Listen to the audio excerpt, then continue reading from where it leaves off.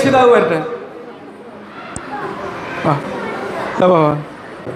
നിങ്ങളെ കുട്ടിയിലെ ഏറ്റവും നല്ലൊരു ക്വാളിറ്റി ഏതാ പറ? ഒരു അമ്മ എന്നുള്ള നിലക്ക് എന്താണ് ഏറ്റവും നല്ലൊരു ക്വാളിറ്റി? എന്ത്?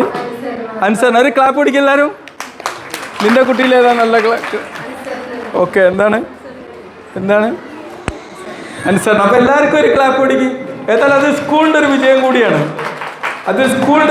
കൂടിയാണ്. നല്ല അല്ലേ? എല്ലാവർക്കും നല്ല.